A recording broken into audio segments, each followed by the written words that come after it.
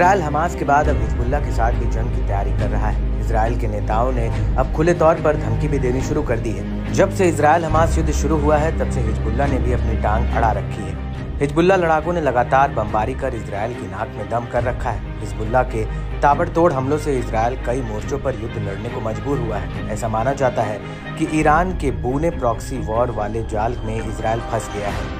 यही वजह है कि हिजबुल्ला के हमलों से त्रस्त हो चुके इसराइल ने अब लेबनान पर सीधा युद्ध थोपने की धमकी दे डाली है।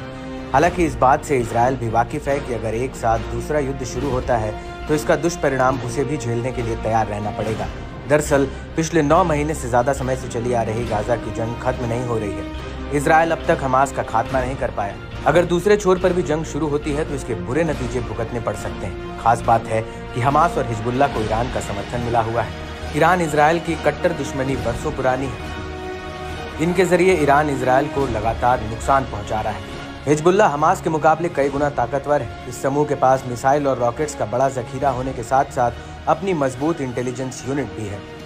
हिजबुल्ला की ताकत का अंदाजा इस बात से लगाया जा सकता है कि उसे कई अरब देशों को एक साथ हराने वाले इसराइल को 2006 की जंग में अकेले ही बुरी तरह हरा दिया था। हिजबुल्ला ने अपनी ताकत को लगातार बढ़ाया है। 2006 में इसराइल को हराने के बाद लेबनान की जनता के बीच उसकी अहमियत बढ़ी है। हिजबुल्ला महज मिलिशिया ग्रुप ना रहकर अब लेबनान का बड़ा पॉलिटिकल ग्रुप भी है। लेबनान की नीतियों में अपना दखल रखता है।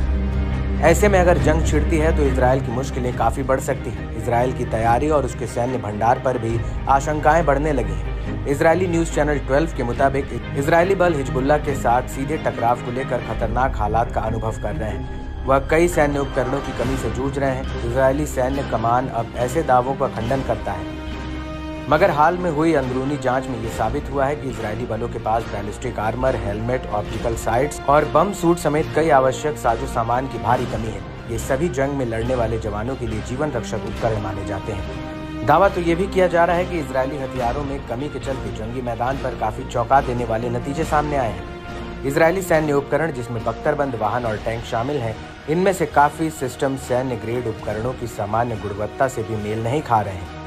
इजरायली अखबार मारीफ की रिपोर्ट में इजरायली बख्तरबंद बलों को हुए नुकसान के बारे में डरावना आंकड़ा जारी किया है।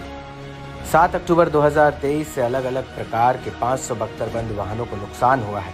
ऐसे में हिजबुल्ला की सटीक गाइडेड युद्ध सामग्री, टैंक रोधी मिसाइलों की लंबी सीरीज और उन्नत लड़ाकों की इंजीनियरिंग क्षमता इजराइल के लिए बड़ा खतरा बन सकती है।